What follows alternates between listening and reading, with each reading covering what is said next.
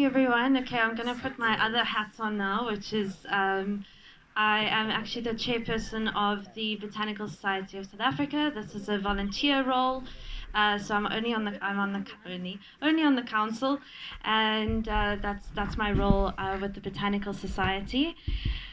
And today I just want to. Can you go next slide? No, not after the experience of people today.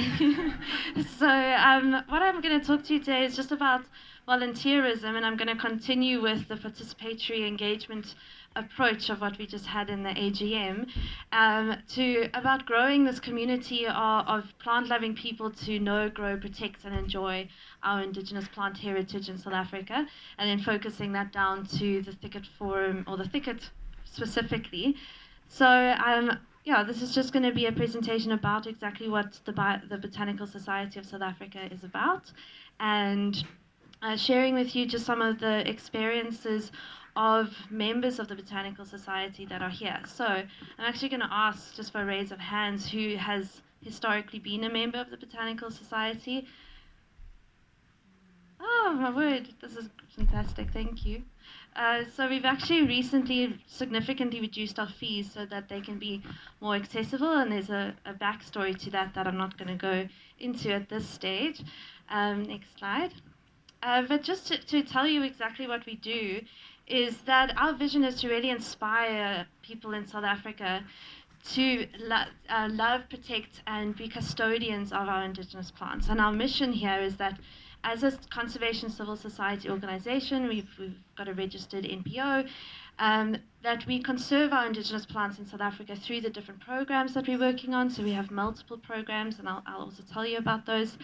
And these are all geared towards enhancing the knowledge about our Indigenous flora, the cultivation of it, the sustainable use, so looking at harvesting, and then also then the protection and enjoyment of our different natural ecosystems. So that's what we're doing as a society.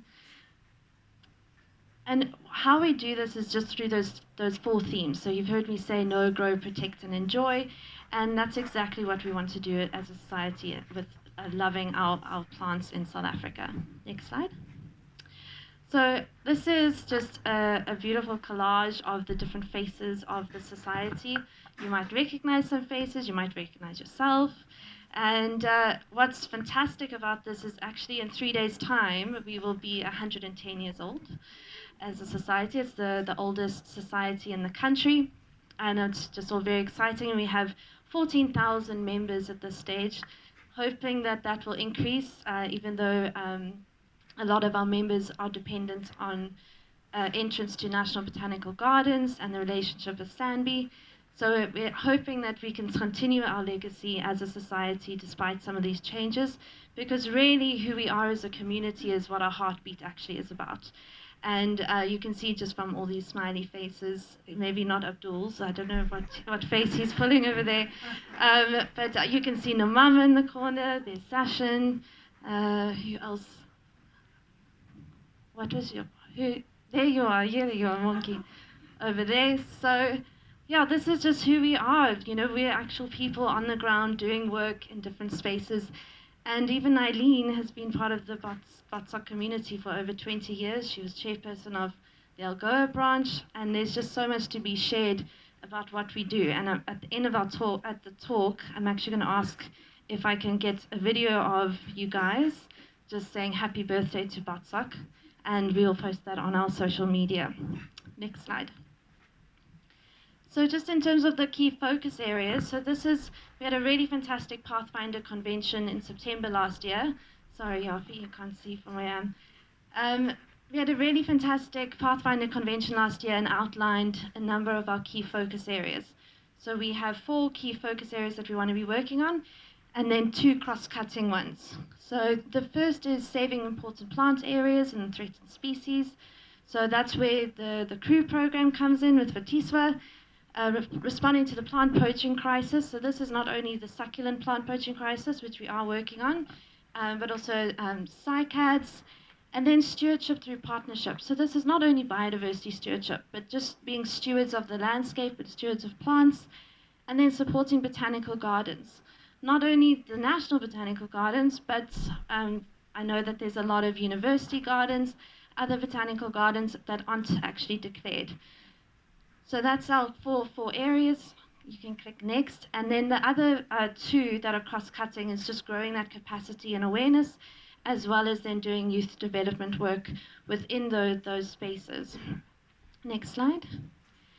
And we're made up of 16 branches from across the country. So this is our large map, and I tried to take out the names for privacy purposes, but we've got 3 branches that overlap with the thicket biome extent. So Algoa is our most active branch within the thicket, and then there's Albany, as well as then Garden Route, but just the northern sections of Garden Route over the mountains. So we've got a really active presence across the country. So even those of you that are from Joburg, there's opportunities even in other branches to join members of the Botanical Society and the enthusiasm that they have on the ground. Next slide. So just to go explain, what are some of the things that people are doing in thickets and writing about thickets. Just want to show you some of these musings that all these volunteers are also contributing to. So in the felt and flora that I've given to you guys or put on the tables, there is an article on following the Eastern Cape's plant signals, and that's really a great article from Tony Dold. And then there's the through thickets and thin. I quite like that title.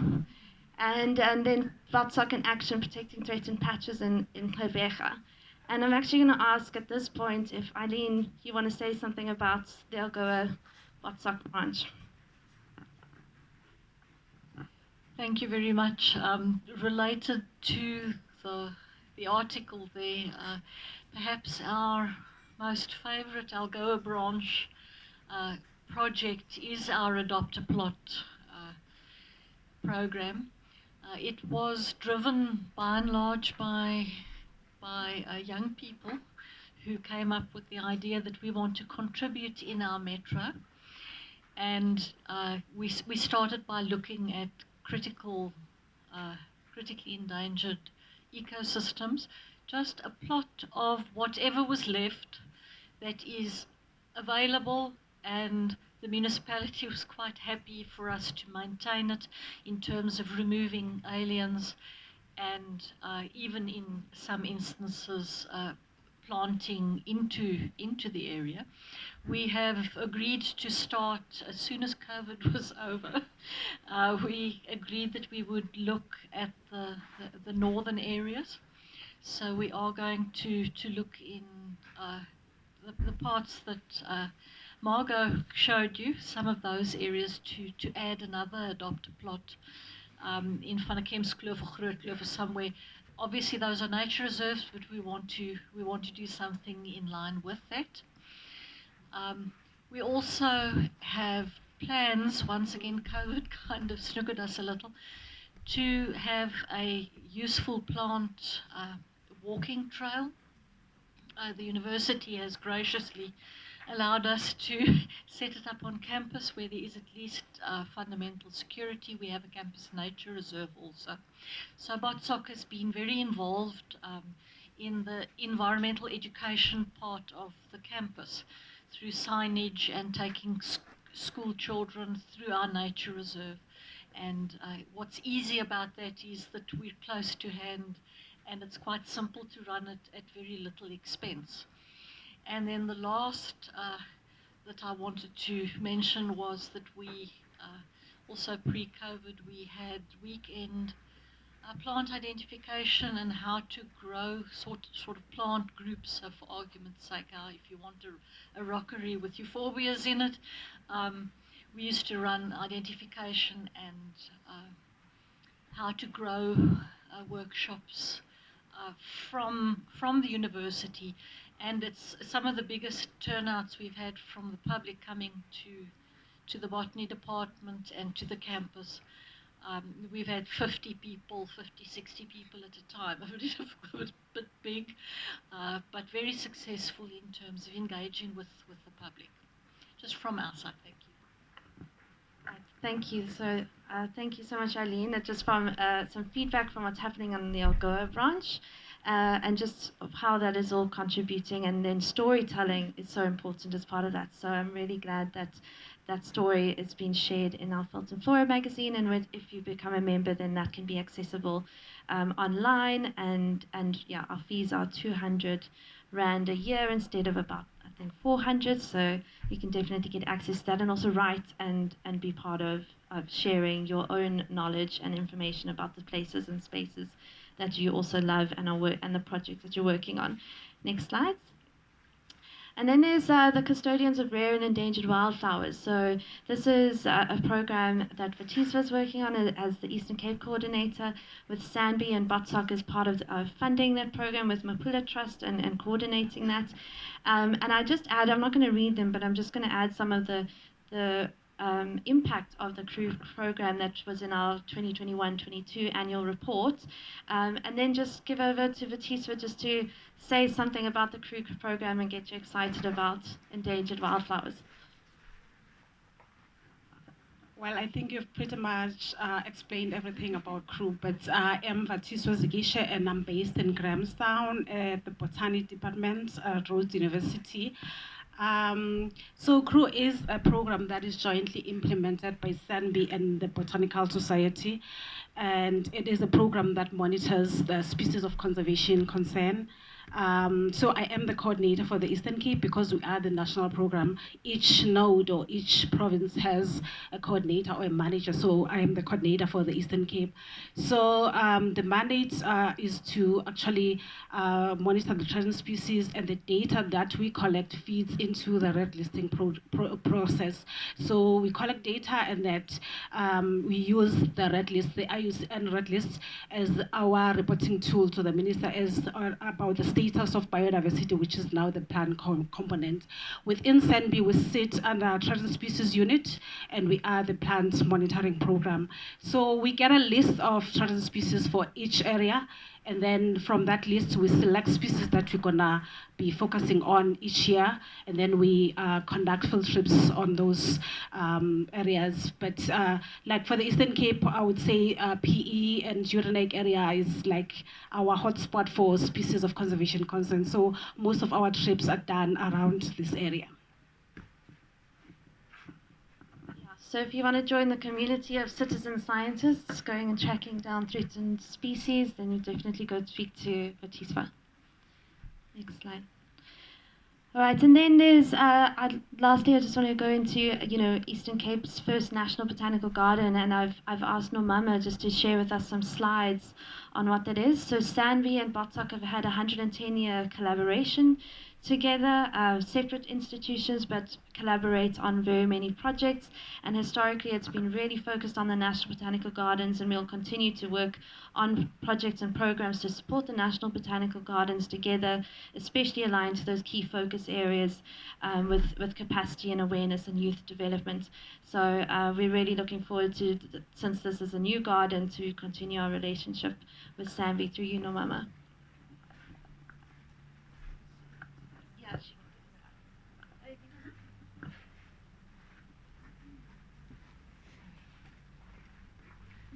Thank you so much. I've got so many slides, but I'm going to run through them very fast, very, very fast, very fast.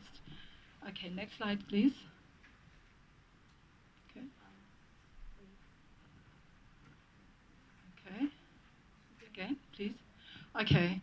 As you've heard from Kyra, Kwelecha is the 10th National Botanical Garden in the Eastern Cape, the very first one. We're very excited. Out of 11 botanical gardens that SANBI has throughout the country. Thank you. Next slide. So the garden was launched in 2014, opened in 2015.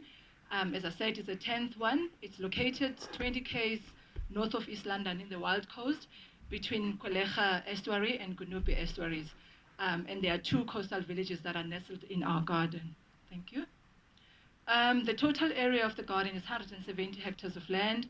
160 of that is pristine, is natural vegetation, consists of the coastal dune forest, coastal grassland, and that marine frontage. So 10 hectares of that is earmarked for the landscaping to display the flora of the Eastern Cape, also for education, research, conservation, and ecotourism. Thank you. This is just to show you guys where we are. This is the whole forest, the St. John forest that runs from Kwelecha estuary all the way to Godobi. And then this is the 10 hectares that we bought for the landscaped garden. And then Kwelecha village where Div lives. So yeah, you can go, thank you. Yeah, that's where Div lives. Yeah, that's Kwelecha, and you can see the beautiful St. John forest. Yes, thank you. You can go again. That's Sunrise on Sea. You can see the stretch of the St. John forest, which is 16 kilometers long from Kwelecha estuary to Gunubi. Thank you. Yeah, this is just to show you the Kwelecha river mouth, and again the 10 hectares of land that is earmarked for the landscaped garden. And the peak up there when you come and hike our forest, it's beautiful when you up there. It's 77 meters high, but you can see the whole beautiful our garden and all the beautiful trees in our forest. Thank you. That's just another picture, the aerial view. And this nature reserve, we are co-managing it with ECPTA. So those two houses, that's where the rangers live. Again, so beautiful. So I'm just in awe every day. Thank you. Another slide. This is just the dune forest once again from another end, and the Kwelecha village. Thank you. This is our beautiful plan. This is what we plan to put on the table. Our garden, as I said, it's 10 hectares of land. So we're going to be displaying the flora of the Eastern Cape in different themes. We're going to have a garden of extinction where we're going to display all the plants that are threatened that OVET are working on. We're going to keep them in the garden as backup and restore them in the wild. And then we're going to have a children's garden. We're going to have environmental education center. We're going to have, we're going to rehabilitate those wetlands, creating nice boardwalks for people to enjoy. And we're going to have a beautiful Xhosa crawl for our communities to have something to relate on. Yeah, what else? Yeah, we're going to just put up a beautiful, beautiful display showcasing our beautiful flora for conservation purposes, for research, and for children to learn. This is how far we are. This, as I said, we eventually built. We started last year as soon as we got our water use license. After a very long time, we started building the 10 hectares. This is the 10 hectares of land. Look how beautiful is that backdrop of the forest. So we've started with this building. In fact, 3 buildings, because it's quite a huge investment. It's around 200 million. So government doesn't have money. So far, he has given us a portion of that money, and then we started with phase 1, which has the guardhouse, the visitor center, as well as our staff facility. So this is how far we've gone for now, and as soon as he releases some money, we're going to move on with our buildings. So you're welcome to come to our garden and hike and see what's in the forest, beautiful trees, beautiful epiphytes, understory plants to enjoy. So please do come. That's the end of my story. Thank you, Nomama. Oh, and your beautiful nursery that I know that was all your efforts. I know Tony was telling me so much about your propagation that you're doing there. So, I mean, that looks fantastic. Okay, so we'll go next because I know we're out of time. Great. So there was a slide at the back where we showed 2 books. So also part of what BOTSOC does is works with authors who are writing books on their own accord and are looking for publication funding. So we've also done many books where we funded the publications. So we supported Tony Dold and his books on cultures, cures, and curiosities, and I've started reading that, and it's really fantastic. I thought it was going to be a small book, and then when I got it, it's really big. So it's quite an impressive book, and obviously it's got a lot of botanical illustrations, just beautiful. And also then we've just published a book, Douglas Houston Brown's book, supported the funding of that on the Baviaans Cliff with Magritte Creer, who I think a lot of us know. Pete was quite involved in the forum before. Yapi, you definitely know. I can see you nodding in the corner. But I think I just wanted to share, how we really just want to continue this legacy of the Botanical Society. There's been so much volunteers investing in the society, investing their time, their energy, their passions over 110 years, which is super exciting for us. And no matter how things change, that goodwill can continue us going forward. And you can see just from the energy of the different members that have been here and the passions that can definitely still live on. So we really just want to thank our volunteers. And I have one more engagement. I just want to ask Sashin, who's actually on our KZN Inland branch, to just say why he's involved as a volunteer. And then I'll close with a very quick photo of you guys please saying happy birthday to Botsaka.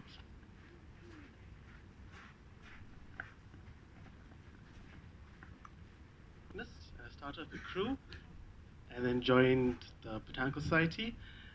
And some of the key tasks that we do is that we have a newsletter that happens 4 times a year, and we write botanical articles, revisions. So if you want to be on the newsletter and see what happens in the Midlands, please shout.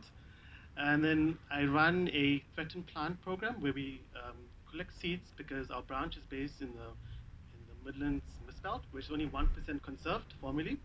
So we collect any threatened plants of that taxa of conservation concern, and we try to collect seeds of it or cuttings and try to get them to cultivation or spread amongst other botanical gardens. And I've grown a lot since I started off at university, and they've taught me a lot, and it's been a shit ton of fun. So thank you.